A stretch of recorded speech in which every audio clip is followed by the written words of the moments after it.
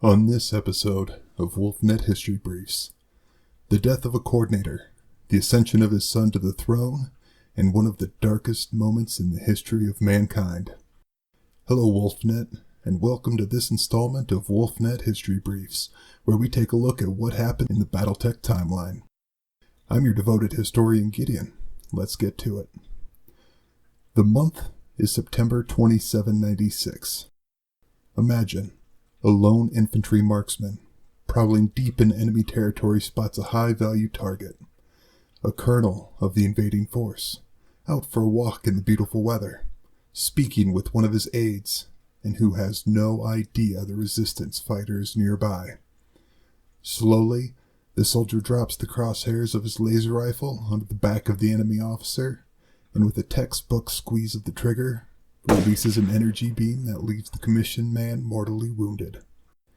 Except, the dying man wasn't a colonel. The sniper had no way to know this, but the man he just shot was the coordinator of the Draconis Combine, Minoru Kurita himself. The same Minoru Kurita who, a decade earlier, had been the first house leader to declare himself the first lord of the Star League after the fall of House Cameron and the Amorous Civil War. The Minoru Kurita, who's behind some of the largest military gains in history, now lay dead at the feet of a Buddhist monk and the rest of his entourage. I'm sure the history buffs out there have caught on that this took place just outside a village called New Snowfield on the planet of Kentares 4. If the mention of Kentares doesn't fill you with a deep, dark sense of dread, well, buckle up. It's about to get grim. Minoru's heir, Jinjiro Kurita, who was born in 2747 to Minoru and a concubine known only as Heaven's Gate, ascended to the Chrysanthemum throne. What happened next technically continues until after September, but I don't really feel like having anyone bring this up again for the next several months. Let's pull the band-aid off.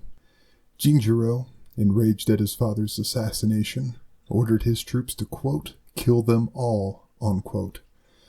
Anyone who questioned this order was put to death. One thing you really gotta give Combine officers credit for, they figure out to not ask questions real quick when the coordinator starts executing generals. So, the 1st and 6th Swords of Light set about the dirty business of wanton murder on a scale almost unfathomable.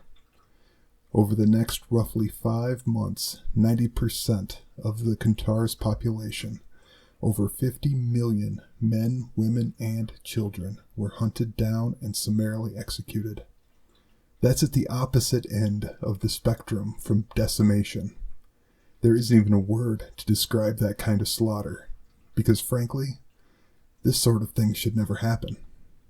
I hear you now, Jihad-era experts, shouting facts and figures at your podcasting device.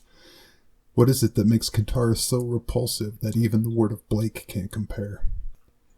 Kentares was personal. These weren't distant cities being razed from orbit or population centers being wiped out by biological weapons. The coordinator banned the use of advanced weapons for executions he was present for, which meant people were being huddled in the street and beheaded with katanas. A true warning of what can happen when elite soldiers are turned on a defenseless population on the orders of an emotional madman. Do you want more lore like this for commercial break? Hate it? Have an idea for a lore event to include? Let us know on the WNRP Facebook page. This is Gideon signing off. And remember, those who fail to learn from history are doomed.